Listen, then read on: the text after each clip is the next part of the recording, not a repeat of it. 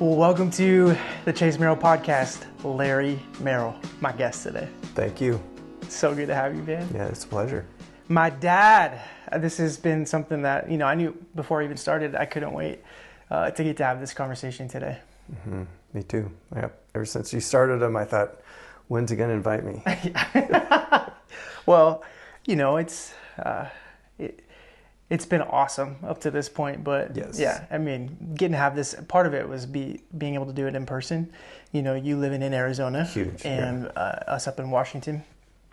So in fact, in the environment we're in is, it could very well be an environment that I have in my own home, but it is indeed your home in your house in Arizona. So you're going to get a little bit of a glimpse of the environment that really is our heartbeat. Yes.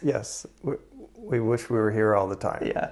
Hunting, outdoors, mounts, antlers, anything that can emulate like us being out hunting and being in that space together. Outdoors, absolutely. Yeah. Yes. Well, man, the 52 Project, that's part of what this whole thing for this first year is 52 conversations with 52 people who've made an impact on my life. And obviously, the physical, practical Chase Merrell would not be here without Larry Merrell. That's a small part. Yeah. Just try to preserve the jokes that may be stirring up in you, but because we got to keep this thing right. family friendly and all that. But yes. What a privilege, man, to get to sit down with my dad, who I really feel like is the relationship that we have is so special. It also doesn't feel, at times I look around and I think to myself, I think I don't realize how incredible of a gift the relationship we have is, in my 30s with a family of my own, to be able to even have this kind of opportunity to sit down and there's like not an awkwardness, there's not a bunch of unresolved bitterness or hurt or, things that I know a lot of people have or are experiencing with, their family or their father, their mother. I just count myself really blessed and fortunate to be able to sit here and have this kind of relationship with you. And so excited to share that with people today. Not just our relationship, but who you are and, where I came from, Yep. So jumping in, just kind of wanting to introduce who you are just for a moment. How long have you been married to Mom? Wow. Give me a little snapshot of like before, you had offspring, before I got here. Like just give us a glimpse into who you are, marriage a little bit, and just, where you are right now. Right on. Absolutely. Honor, obviously. I'll start off with saying that, God's blessed us in having you and Landon as our two sons, Mom and I. And, kind of a quick, blue collar family. Grew up, Mom just, every time the church doors were open, we were there. Yeah. Got to be raised in a Christian home. That said, obviously, we had our issues as a family. But God blessed me coming out of that and met your mom at a very early age. Yeah, you were a teenager, right? Yeah. So I going to church about 10 miles from where I lived. That's where your mom and I met, and it was I think I was 15 and she was 13. So went through youth group and lots of outings and all that, and kind of courted a little bit there. And when she turned 16, I got to date her. Yeah. Asked permission from her dad if I could take her on a first date, and he said, "Nope, not until I take her on her date, then you can." And so that happened, and here we are. Almost.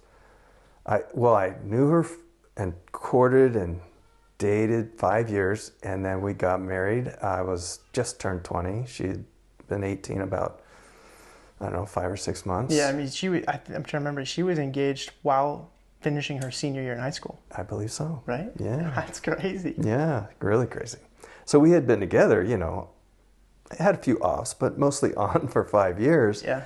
And got engaged and got married right after she came out of high school, and got married that September, and we're looking at 40 years this September. It's insane. Yeah. So 40 years. 40. And honestly, best decision I ever made. Yeah. Aside from, Christ being my Savior and asking him into my life. But that said, we had 8 years of marriage before you came along. And there's a whole nother story to that. I'll try to keep it as short as possible, but it was very, very impactful for us. A few years into marriage, not even really thinking myself, what am I, 23? And, mom's starting to think, get your kids, And so I'm like, yeah. So that started, let's try. Let's not prevent. And so, next thing you know, a few years go by and we're not having kids yet. And it's starting to get a little bit worrisome for mom especially. She's like, what's going on? So we did all this stuff, right? The check and all this stuff. And so infertility, you name it, we tried it. And pretty much said, wow, like, Lord, what's going on here? And Shelley started looking at adoption.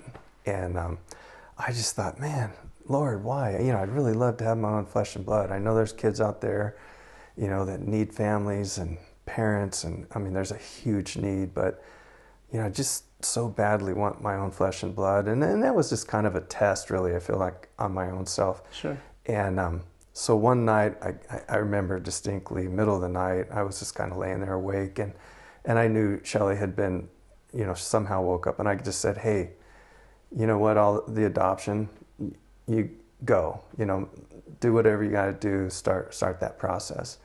Man, I mean, first thing next morning, she's on it. She's sending out, like international adoption agencies. I think she applied for 5 or 6. This is before you could just jump on Google real quick too, right?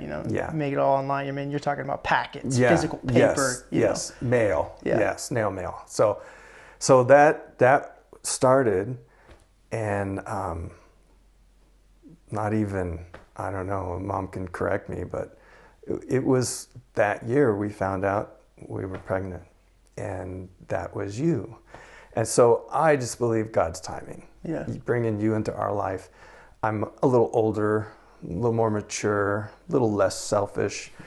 Now's a good time to have children. And it wasn't much later Landon came along too. So God blessed us with the desires of our heart there, and it's been amazing.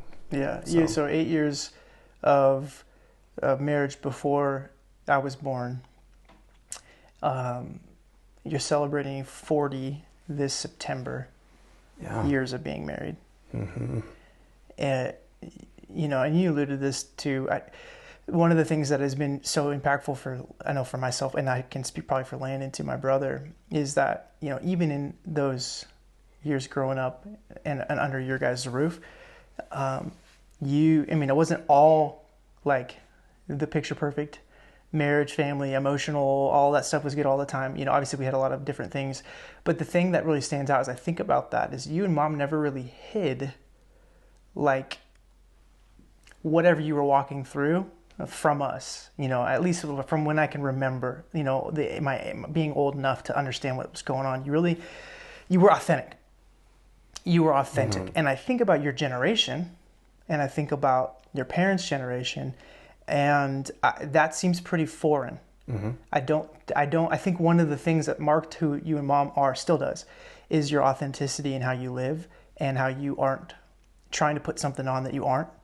And even with your own kids, you were comfortable enough to go, we're not, this is an argument, or this is whatever we're struggling with as a family here, this is a thing. And I didn't realize it as it was happening, but I do now, having a family of my own, and still considering myself a young man at 30, almost. No, I'm 31. Gosh, I'm almost 32. Well, I'm still a young man, so you must really. I just mean the way you guys were. You just so authentically let us in. Maybe talk about that for a second, because you didn't necessarily have that as a model for you growing up with your family, your parents. I know mom didn't either. Yeah. So how did you do that? Why did you do that? Where did it come from? Absolutely. The generation before us, and I obviously can't speak before that, but my parents, Shelley's parents, I think it was kind of just a cultural thing to keep it amongst the adults, you know. Sure. Even the kids were like told, you know, be seen, we don't want to hear you, you know, be quiet, don't interrupt. And there was a lot of things in my childhood that I obviously there's things I appreciated, but there's things I'm like, that's going to change if I ever have kids.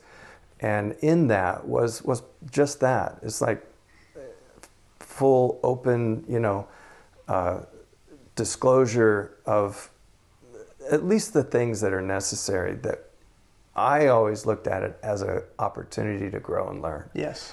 And so you guys being, you know, at least to the ages of certain understandability, if that's even a word, but that knowing you guys understood as much as you did, I always tried to enlighten and inform, so you did have a good broad understanding. And so if we were going through, whether it was financial or argument in the house or something like that, we wanted you guys to understand what was really happening. And Mom even probably would say, you know, I explain too much sometimes.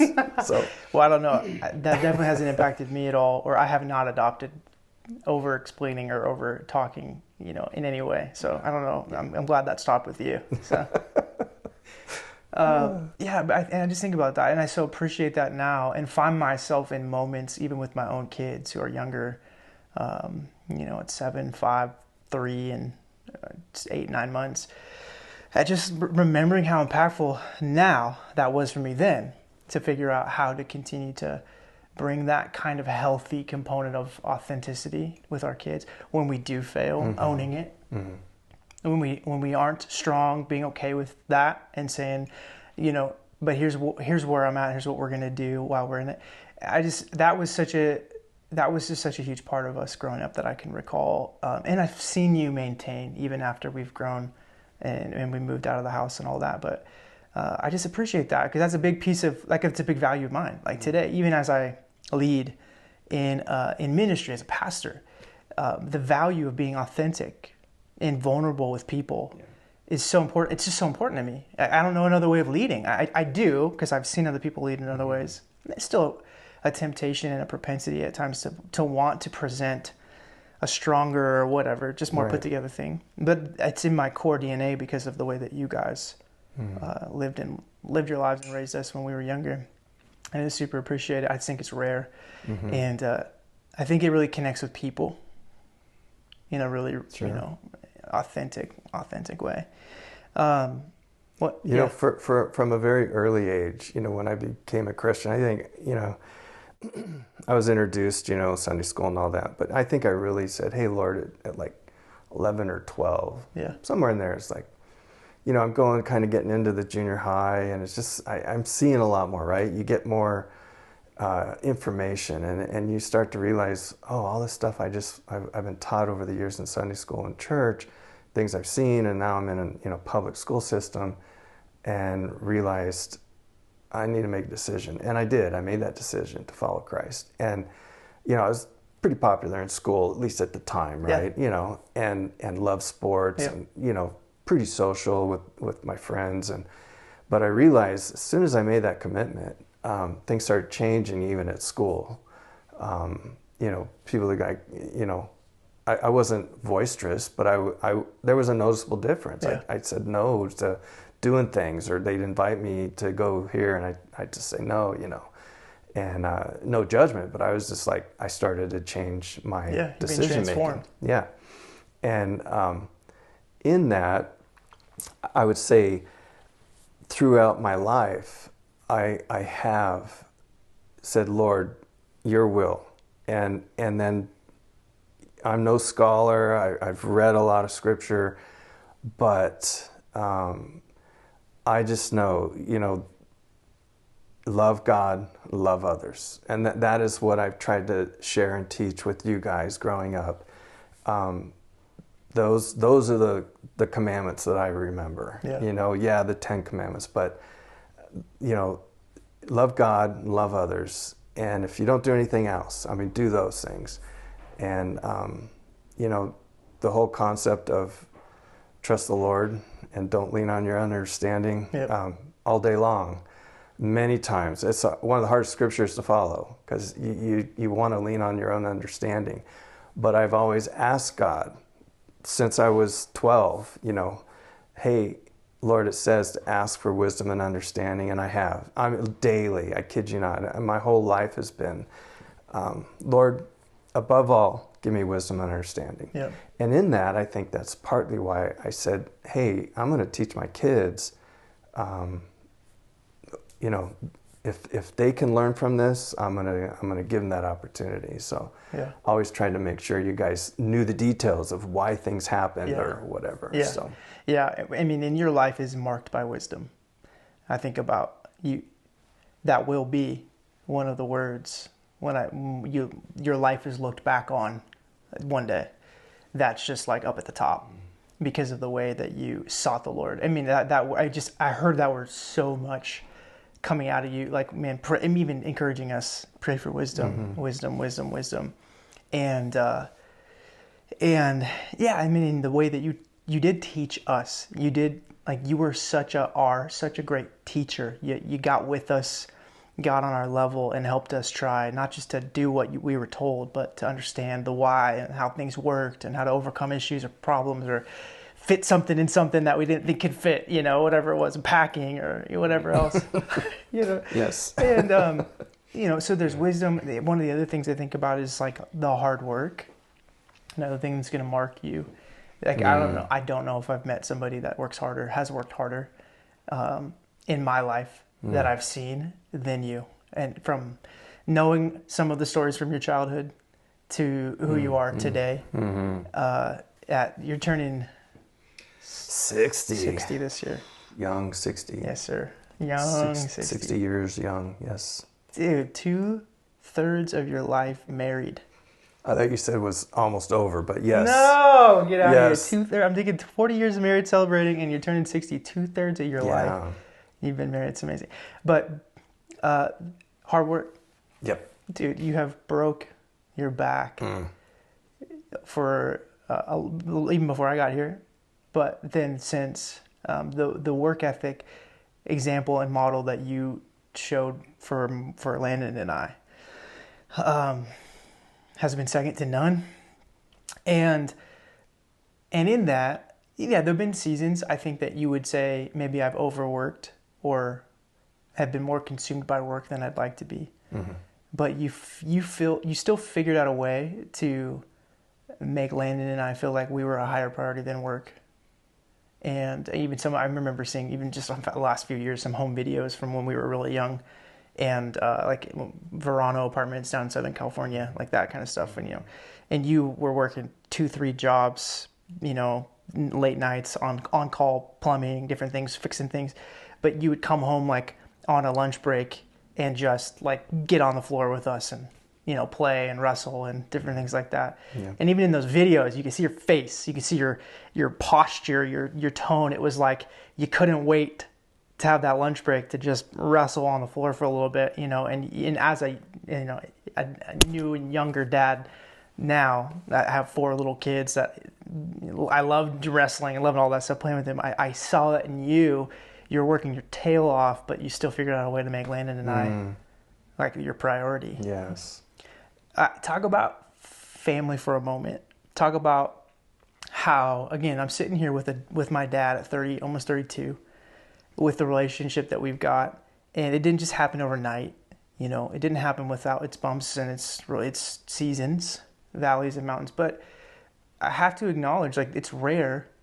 It's rare who you are. It's rare what we have. And so, but what you have isn't something that you just started depositing into. It's something that you have been sowing into and depositing into for a long time. Mm-hmm. And I think God has blessed that and is honoring that. But can you just speak into that world, like into fatherhood, into how you navigated the tension between providing for your family, working hard, but man, still making family a priority? Absolutely. Yeah, boy. probably some of the passions in my life I just want to share, and that just exuded out of me to you guys. I love the outdoors, anything to do with the outdoors. Hunting, fishing, hiking, camping, scuba diving, golf, racquetball, you name it. Anywhere, any activity that was just somehow an innate passion that I had. But when Mom and I had kids, it is truly a transformation in, your posture as a husband, now a dad. And it was like, well, I get to share all of my passions with my kids, and never forced them, but I said, hey guys, here it is, come with me. Yeah. And some stuck, some didn't. And to this day, I wish I could do all of them, but I physically have had to slow down from some of them. Yeah. And figured out ways to, still do them, but, modified or whatever the case. Yeah. But all to say, any opportunity we had at that point, when I had time off or free time, I tried to make priority to go and get out and do that, with both you and Landon. And you versus Landon have taken a lot of the deep passions that I have, and they have been part of you. Yeah. You've for whatever reason, similar. And Landon too, to a large degree, but Landon had a few different. He didn't like seeing the quail we dropped when we went hunting. Right. It was hard on him, and I get that. And so football, you guys both did it. Certain things, but Landon had a whole different passion, and honestly, boy, I wish he was here, because I love being with you guys. It is truly my joy to be with you guys. All the spa sessions we always had. Yeah, I did. I mean, we would just talk about hot tub sesh. Tub talk. Tub talk For life. Oh yeah. It's kind of like we just don't have the water, right? 100%. I actually literally thought, how can I get this set up to be in the hot tub? Because it just would be so symbolic for so many of our conversations. Yes. That was my attempt, even with this chessboard. Even though chess is, we played chess for years, but it's been the passion's been reignited since that Netflix Queen's Game that I think we've been playing over the last couple of years. But hot tub sessions, you were talking about just joy of spending time with this. Just love being with you guys, laughing, and obviously, once you guys hit that young adult age, anytime you guys ask for advice or dad advice or whatever the case, a lot of it was designed for really just being your friend, being there to go through things together. But boy, bringing up past history or things we did, and always dreaming. Yeah. And so, I've always instilled in you guys, never give up. But as far as making family priority, it's not an effort. It just kind of happens. Yeah. It's I want it. I want to be there. Yeah. If I could do nothing but hang out with you guys, I would. Yeah. Yeah. We feel that. Yeah. And I think about, I just want to take a second and talk about that contrast with Landon and I. It would be really cool to do an episode with the three of us at some point, because I think it would be a lot of fun. That would be a lot of fun. But this is really important to me because now as a dad, I see the value of this. Having 2 sons, 2 daughters, 2 very different sons, personality, wise, but only 2 years apart, very similar to Landon and I. Mm-hmm. And in a similar way, Weston, my firstborn, at this stage, seems like is taken more to some of those passions and things, than Bo, my secondborn. So I see this with so much greater understanding and intentionality. But this was where I think you were different, and you could have not lost Landon, but you could have lost the opportunity to have the relationship that you have now with him, which is a relationship that is marked by what you just said, which is you can't wait to spend time with him. and he can't wait to spend time with you. But he could have missed that. And here's what I mean. Because he didn't necessarily reciprocate those passions the way maybe I did, football, hunting, outdoors, or whatever, you could have been like, well, it's going to be a lot more effort for me to find other ways to connect or whatever. And so kind of is what it is, but I'll have a son that I really connect with and one that I don't. But you didn't do that. You figured out a way. And I remember that season of life. And it was really challenging at first. I watched the challenge, but then it went from challenge to second nature. And it was a pursuit, an intentional pursuit on your part to get into Landon's world. It was rather than bash or whatever, just whatever. Dismiss, that's the word. Landon's desires, passions, interests, you decided to just jump in and go in headfirst into what those things were with him, even though they weren't your and maybe initial preferences or desires. And so bottom line, like, what was that? It was you pursued him. You pursued his heart. You pursued and mined for your son's heart, despite the things that maybe you weren't even know, you didn't even know what or how to do. Some of those I'm thinking about, like I think about Xbox, video games, like, right? Yeah, you maybe had some stuff growing up, like occasionally. I can't imagine you played very many. Commodore 64, Pac-Man, all those. Sure, yeah, those are like the stuff in the corner at an old like pizza parlor that the quarters are all rusted but so that was part of our world a little bit growing up. Yeah. Landon was like more in, and you were like, Call of Duty. Let's go. No, wait a minute. There's too much bloodshed in that. Yeah, you did. I remember when Halo. Xbox One came out, our friends were starting to get it, and we were like, there's this game called Halo, and you looked at the back, and it said rated M for mature, and blood and violence. You're like, nah. And we're like, Dad, come on, nah. And then I don't know what it was. You guys, you finally like, get out of here. Yeah, it's my controller. Yeah,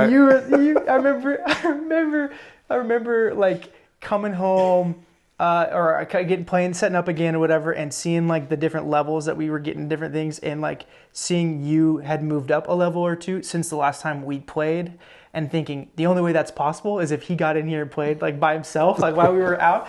Oh man. But so you dove in, movies, right? Landon's passion with movies and film, like you just dove in. Let's watch a movie. Let's go to a movie. And anyway, man, I just want to... Some of his film too, it's funny. I remember, I think you had just left home, living on your own, if I'm not mistaken. And he's like, Dad, I want to do a video, a couple things. I think we did a That's What She Said video. So check that out someday. Yeah, I did. That was part of being part of his world. Yes, and your acting was superb. I know, man, but it was, man. And I want to acknowledge and honor that. And I think for so many parents that would listen to this, that have kids my age that are sitting in your season of life, or my age that have younger kids that will be getting older or will one day have kids. It's just that value of pursuing your kids and pursuing their heart, and not always just trying to form them into your image or passions, but going, okay, God, you gave me these kids. They're gifts that, I have to enjoy and steward for sure, but I'm going to intentionally pursue their hearts. And now sitting Landon married, obviously is... Good job, Landon. Yeah, good job, Landon. Good job, Katie. Let's go. Yes. You've got two adult sons who, can't wait to spend time with you. Can't wait. Like, there's zero, I'm like, how can I do more of that, right? Yeah. I think part of that pursuit was why. And we, some of the story is when we were all in Northern California, Mom and I made that decision to leave Rockland and pursue. We went up to Oregon, thought I'd work up there for 5, 8, 10 years, I don't know, kind of finish out, and there it is, Oregon Cup. And wasn't even shortly thereafter we moved up there, you to Washington. Yeah, to Oregon. Initially. Right. Yeah. And then you guys had said, hey, we got an opportunity to go up to Olympia. Right. And I thought, boy, the writing's on the wall. I think you guys weren't there 5 weeks, and Mom was there 4 weekends in a row. Yeah. And I thought, yeah. we're going to have to move. Yeah. So found a job up in Olympia, stayed there, tried to overcome the weather and certain things that after, long story short, after about close to 4 years, we said, I got to get to some better weather. Yeah. And I've had some challenges, as you know, with arthritis and some other things, and just needed a warmer, drier climate. Yeah. Here we are in Arizona. But one of the hardest decisions, and you guys are just starting the church startup as the senior pastor of Living Water Lacey. And then, our passion was you guys and our grandkids. And of course, Landon hadn't been married at the time, but man, all this was starting to, just like, this is a big decision to separate and leave physically. When we would see you guys a couple times a week, because we lived 4 miles apart. Right. Extremely difficult. And, we always try to find that silver lining, in certain things. Of course, now we have FaceTime, and those are great, but they're still not enough than being with each other. And so, we decided, well, we're going to do this. And timing was hard, I know, but God, right? So God takes all that and he works, what he wants to work through it. All things work together for the good for those who love God, or Romans 8:28, called according to his purpose. And it's like God's moved in your church amazingly. We watch online, of course, and do what we can to support, but still, nothing like being there. But part of that was Mom and I are still going through, certain things. We still don't know what's ahead, but we're trusting God in it. And we do have Landon and Katie, 6-7 hours from us. Still, as much as it is, you guys are, 20 hours from us, right. If we drove. That is just part of what we understand. And I believe it's a season. Yeah. I don't see it as long term, but we've never held on to things too tightly. Always believe that, God has directed our path our entire married life, and that includes all the moves we've had. Yeah. I really believe that. It's a lot for anyone to move once or twice, let alone, I can't even tell you, Landon could. Yeah, but we're at least close to 20 probably since we've been born. But obviously you guys are more than that in your married life. But we've met people, we've totally. seen new places, new things, relationships we would have never had. Yeah. I can go on and on with the people we've met. Mom too. All the people that may be watching this, they know who they are. We've met them through our moves. Yeah.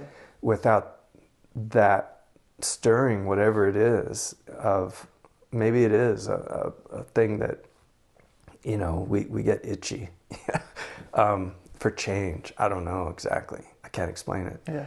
But we just feel led. And when we make those moves, we really do feel like, hey, God's behind this. So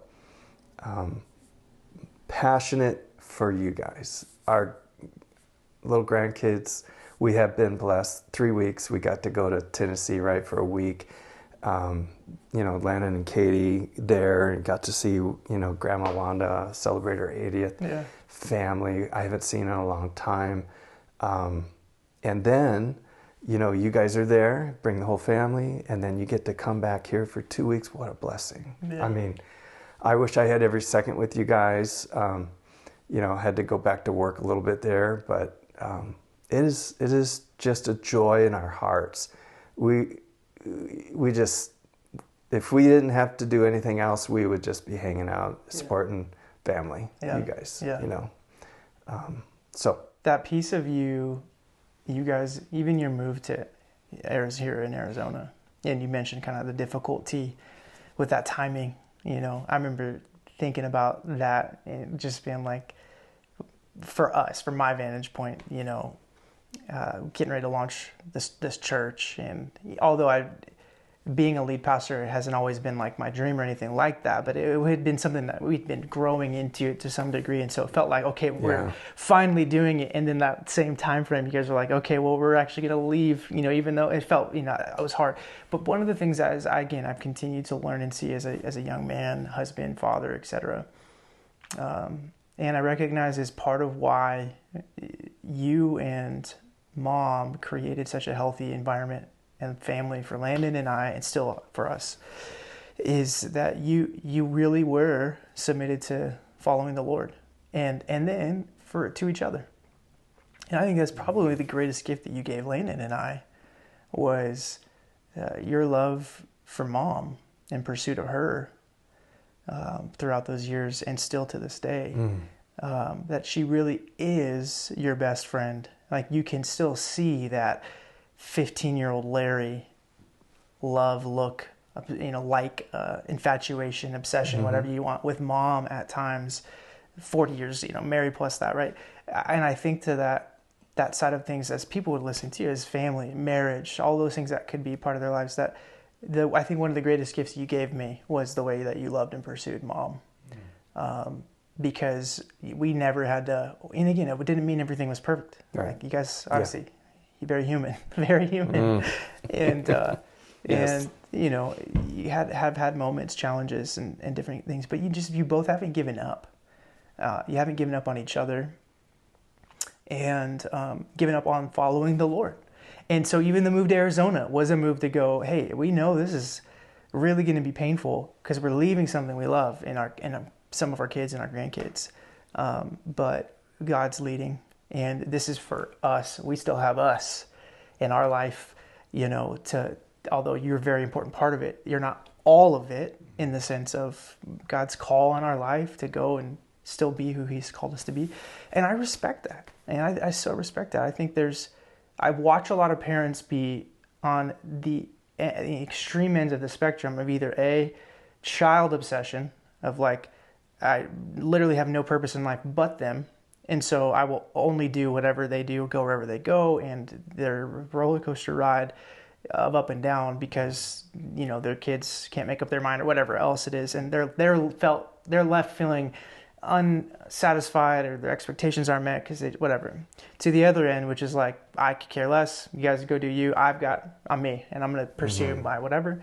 And you guys really have found, I think, such a beautiful balance of, we know you would want to spend as much time as possible with us, but you also have a bride who's still your bride first, and your guys' surrender to Jesus is still above your parental role or grandparental role, which is obviously super special in this season too. But I respect that, and I think I'm still learning what that looks like for me, and will as our kids get older, I'm sure.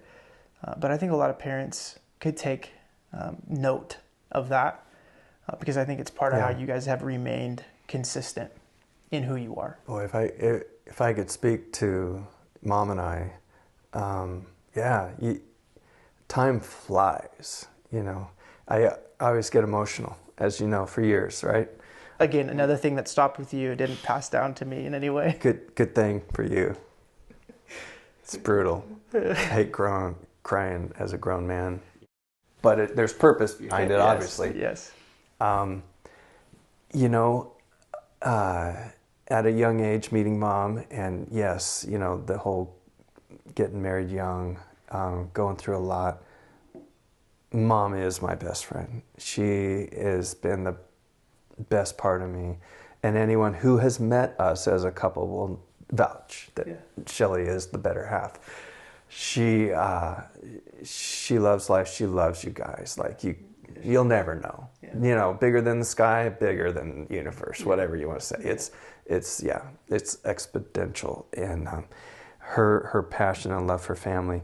But she has been my blessing in this life. Truly, It's interesting. We're at that Tennessee kind of reunion and birthday celebration for Grandma Wanda, and had one of Shelley's cousins. We were talking. I hadn't seen them in a long time, and they're double cousins, by the way. Yeah. And so we're just talking and catching up, and we couldn't get close enough. We just started wanting to catch up, and how's life going, and this and that, and it came up with Mom, and he goes, I really see how much you love Shelley. He goes, it just shows, all these years it shows, and I never really looked at that, people looking at us on the outside. Yeah, we've had our challenges, obviously, every marriage does, and not easy. There's a lot of back and forth, and really it just comes down to having that desire to, number one, serve and love God. Yeah. But in that, His blessings are tangible. And Shelley is that for me. She's my best friend. She's with me by my side for 45 years almost. And I couldn't ask God for a better gift at all in life. Yeah. And we have fun together, and we know each other inside out, which you know what buttons to push and when to push them and when not to. Yeah. And I kind of push that a little too much sometimes, but she's the best, and truly love her. And yeah, if I died and went to heaven right now, I would not have asked for anything more. Yeah. So it's incredible. I've asked this question to some degree in every episode with every guest, and because the why for the podcast from me is really helping people become freed up, to get freed up from what's holding them back, so they can get built up into who they were made to be. When you think about your life, kind of a wide stroke, a wide paintbrush, broad stroke. What when you think about what's held you back from being who you were made or designed to be, what would you say some of that is, and like how have you or are you overcoming that into being who you were made to be? Yeah, pretty loaded question. For sure. And I'm sure there could be different, but just what comes to your heart and mind when you think about it. I'm pretty simplistic. I don't have a college degree. I've taken a lot of college courses. Yeah. I don't tout, to be, deserving of anything. God's put me where I'm at through a lot of hard work. Yeah. Circumstances that have kind of led certain things. But I would honestly say, not a lot of regrets. If I had any, and I know you didn't ask that, but if I had any, it's not really around family. It probably some financial decisions I wish I would have done differently. We all have those, I'm sure. But I would say living a full life, trusting that God will do what He said is really, it's a challenge, but it's what I would say, do that. And life is simple. Some people go, no way. It's crazy hard. And it is. It's hard. This world is a tough place. But when you have God on your side, and obviously the relationship I've had with Him since, 10, 11, 12, 13, pursuing God, and God obviously pursuing me, I can vouch that, yeah, it's real. Not perfect situation, going through stuff, but leaning on God and not giving up in circumstances reaching out for wisdom, asking God for wisdom and understanding in our prayers, knowing who He is and what He deserves as the creator of this universe. If we don't worship Him, the rocks will. So I don't have a lot of like golden nugget wisdoms, but I just know that what I've gone through in this life, if I could just say anything, trust God, constantly ask for wisdom and understanding, trust that God will provide that, and through that He'll guide you, He'll direct you in your path. And we don't know what tomorrow holds, but don't leave anything on the table. Right now, we all thought when Shelley and I were teenagers and hearing, Jesus is coming back, and right. and Rapture would happen before you. We believed that we wouldn't have kids before second coming. World's gotten crazier, and I would say even for our own grandkids, if they look back on this and go, hey, what did Papa do? What did Grandma do? Jesus, Jesus, Jesus, the name of Jesus. Yeah, so good. Well, I could sit and do this for a long time, and I'm super thankful for the opportunity to get to do it. And I think about being a man and a husband and a dad. And man, what a gift that I have a dad that I go, gosh, if I could be like him, I'm going to be in a good spot. My kids will be in a good spot. And their kids will be in a good spot. Because that's how I feel about who you are, how you've loved me and Landon, and how I get to see you love my kids now. Oh, God, it's such a beautiful...